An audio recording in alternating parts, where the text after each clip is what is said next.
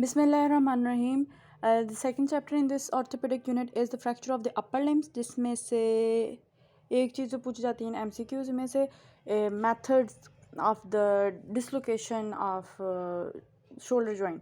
इसमें एक कोचर मेथड है, एक हिपोक्रेटिक मेथड है. कोचर में TEAR is a mnemonic traction, external rotation, adduction of the with the flexed elbow across the chest and rotation. Hippocratic भी same method है, बस उसमें ये डिफरेंस ये है कि जहाँ पे वो कहता है कि traction is applied with the flexing by flexing the elbow at 90 degrees. यहाँ वो कहता है कि traction is applied to the arm with the elbow extended. ठीक. और तीसरा मेथड होता है हैंगिंग आर्म और ग्रेविटेशनल मेथड. इसके कॉम्प्लिकेशन शोल्डर जॉइंट के लिए मैं एक्सिडेंट नर्व पाल्सी या रिकरेंट डिसलोकेशन.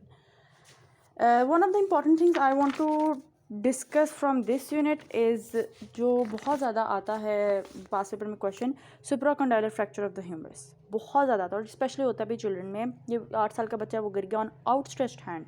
97% इसमें एक्सटेंशन ही रहती है, बच्चे का हाथ सीधा ही रहता है, एक्सटेंडेड रहता है, बट 3% लोग बच्चों में फ्लैक्स हो जाता है. इसकी टाइप्स हैं. टाइप 1 अनडिस्प्लेस, टाइप 2 के डिस्प्लेस हुआ, लेकिन इस तरह डिस्प्लेस हुआ कि पोस्टीरियर पेरियोस्टियम के साथ चिपका रह गया. Posterior periosteum is intact and it is angulated posteriorly. Type 3 completely displace हो चुका हुआ है. अब इसकी ट्रीटमेंट भी उसी तरह है. टाइप 1 फ्रैक्चर या ट्रीटेड कंजर्वेटिवली जो अनडिस्प्लेस्ड है, जिसका पोस्टीरियर पेरियोस्टियम इंटैक्ट रहा है, वो एंगुलेटेड है, उसको क्लोज रिडक्शन करें और उसको कास्ट लगा के फिक्स कर दें एल्बो एट 90 डिग्रीज.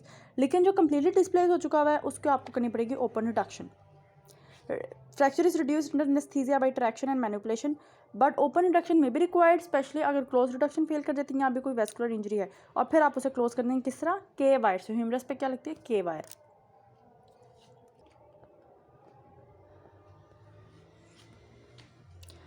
फिर हमारे पास है complications. What are the complications? Vascular injuries like brachial artery damage हो सकती है, रेडियल और median nerve damage, Volkmann ischemic fracture, compartment syndrome, malunion या non union of the bones हो सकता है. फिर रेडियल हेड फ्रैक्चर है, that is also important. Fall on the outstretch hand से रेडियल हेड भी फ्रैक्चर हो सकता है. इसमें भी टाइप 1, 2, 3 है. डिस्प्लेस विद पार्शली आर्टिकुलर, यहाँ कम्युनिटी फ्रैक्चर की पूरा क्रश इंजरी होगी. जो अनडिस्प्लेस्ड है उसको तो आप टेम्पररी कॉलर या कफ डाल के भी ट्रीट कर सकते हो. क्लोज रिडक्शन, ट्रैक्शन और क्लोज रिडक्शन.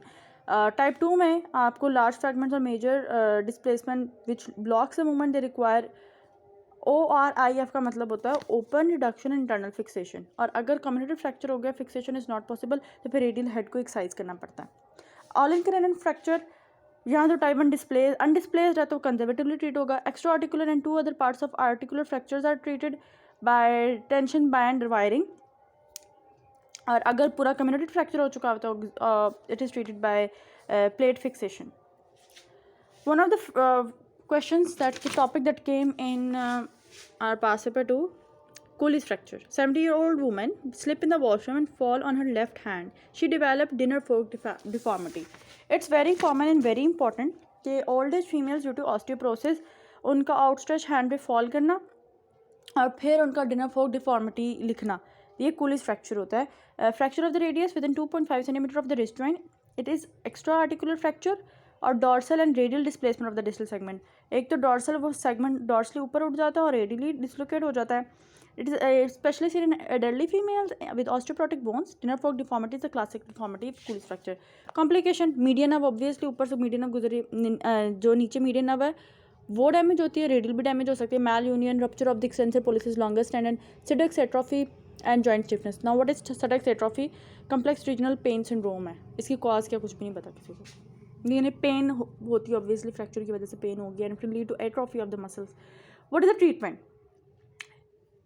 इसको नॉन ऑपरेटिव मेथड से ट्रीट करना है. Close reduction under anaesthesia and cast is applied. Operative treatment is rarely needed.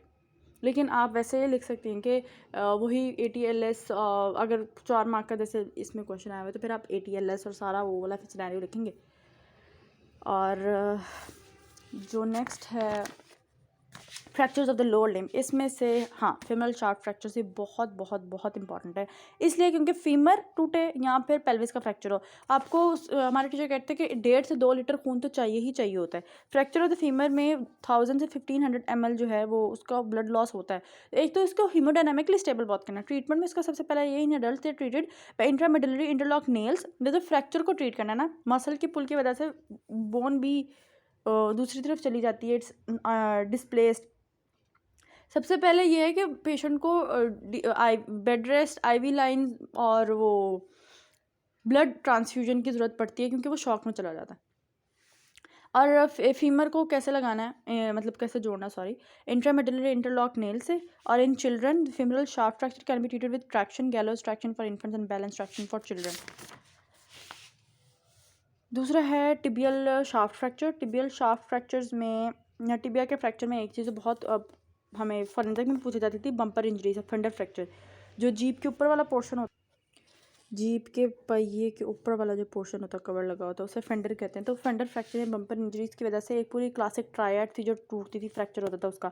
सुपरकंडाइलर fracture of the femur, tibial plateau fracture और फिर प्रॉक्सिमल टिबियल फ्रैक्चर। ये तीनों इकट्ठे टूटते थे फ्रैक्चर में, जिसे हम ट्रायंगुलर फ्रैक्चर या ट्रायंगुलर प्लेटियो फ्रैक्चर कहते थे। बम्पर इंजरीज या फेंडर इंजरीज, फेंडर फ्रैक्चर्स में हम लोगों ने पढ़ा हुआ है। Okay, next come pelvis fracture, जिसका मैं कहती कि वो क्लासिफिकेशन इसमें ज़रूरी होती है। Pelvis fracture, one of the fractures of the pelvis are undisplaced. Most of the fractures they are undisplaced luckily and are treated by conservative traction, but must be remembered कि pelvis को कुछ हुआ है तो आपको 1.5 से 2 लीटर खून चाहिए, so hypovolemia may be treated। Classification A, classification में ABC। ए है स्टेबल फ्रैक्चर, बी है कि वो हॉरिजॉन्टली अनस्टेबल हो चुका हुआ, दोनों पेल्विक बोन्स हॉरिजॉन्टली आपस में जो भी जॉइंट है rotationally they are unstable. It is an open book fracture and lateral compression में भी नीडेड। लेटरली कंप्रेस करिए बोन्स एक दूसरे को। Open book fracture implies the separation of the pubic symphysis. तो 2.5 सेंटीमीटर से ज़्यादा गैप है तो मतलब कि मसला ख़राब है। और फ्रैक्चर्स टाइप्स ही हैं, they are vertically unstable, vertically the bones are not stable, they are not holding with the joints and ligaments. How would you manage? Follow the ATLS guideline.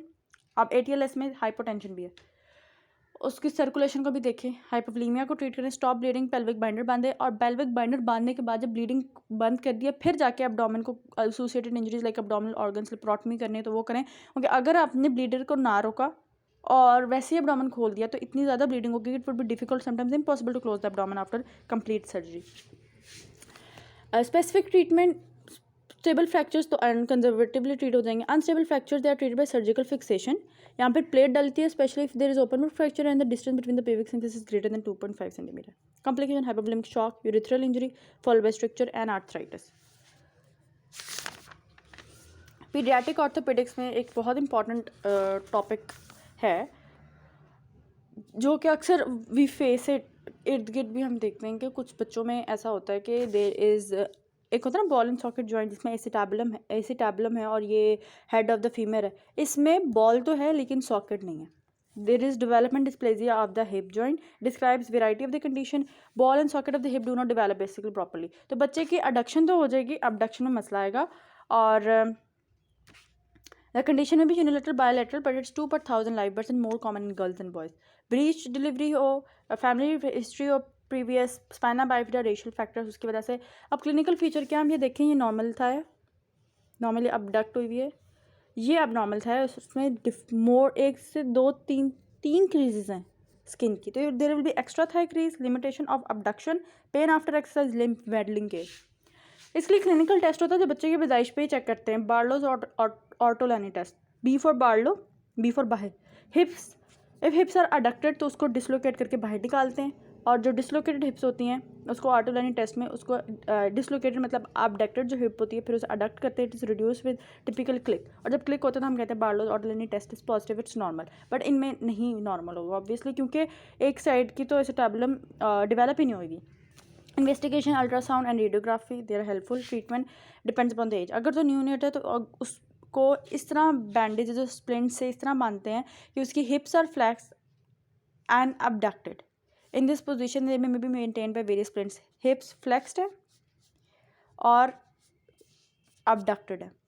Infants में conservative treatment is as mentioned in the treatment of neonate still effective, but if failed तो फिर हमें open induction करनी पड़ती है। Toddler child में भी open induction with bony realignment करनी पड़ती है 1 साल, it's carried out after 1 year. लेकिन उससे ज़्यादा फिर बड़ा बच्चा हो जाए तो फिर सर्जरी का भी कोई फ़ायदा नहीं रहता। कंजेनिटल क्लब फुट इक्विनोवेरस, पीड्स का ये टॉपिक है बेसिकली। इक्विनो का मतलब, वेरस का मतलब है अंदर की तरफ, और इक्विना का मतलब है प्लांटर फ्लेक्स। तो बच्चे के पाँव प्लांटर फ्लेक्स्ड होते हैं और अंदर की तरफ होते हैं। इसको ट्रीट कैसे करते हैं? हम यहाँ एशली स्टेनन का थोड़ा सा रिलीज़ कर देते हैं, उसमें से उसका कंट्रैक्टिंग पार्ट उसकी कम कर देंगे। Anterior tibial tendon transfer, anterior tibial tendon को ट्रांसफ़र कर देंगे from the first toe to the third toe to correct the deformity. और triple arthrodesis that is talonavicular और कैल्सिनोक्यूबॉइडल जॉइंट्स को ट्रिपल ऑर्थोडिसिस उसकी कर देंगे। और achondroplasia, non the next important topic. मैं सिर्फ इंपॉर्टेंट टॉपिक से बनाऊंगी। एकॉन्ड्रोप्लेजिया में ए कैपिटल है, डी कैपिटल, ये याद रखना है। इसको इंसर्कल किया हुआ मैंने। Why? Because it's an autosomal dominant trait. इसमें fibroblast growth factor receptor gene 3 भी मसला आता है। पेरेंटल डिजीज़ है, डॉर्फिज्म का केस है। इसमें स्केलेटल और थोरैकिक सारी रिब के सही बनता है। डिसप्रोपोर्शनल डॉर्फिज्म है, short fingers and toes limb सारे डिफेक्टिव हो जाते हैं। Large head with prominent forehead, spinal kyphosis, lordosis, varus bow legs या वेल्गस भी हो सकती है। डायग्नोसिस डीएनए टेस्ट में भी डन फॉर होमोजाइगोसिटी और बिफोर बर्थ भी पता लग सकता है एंटीनेटल अल्ट्रासाउंड पे, प्रीनेटल अल्ट्रासाउंड पे। Treatment, no definitive treatment, human growth hormone देते हैं बट इट्स नॉट फाउंड कि कोई भी उसके अच्छे रिजल्ट्स नहीं आए हुए। बोन ट्यूमर्स हम नेक्स्ट वीडियो में कवर करते हैं। जज़ाकल्लाह खैर।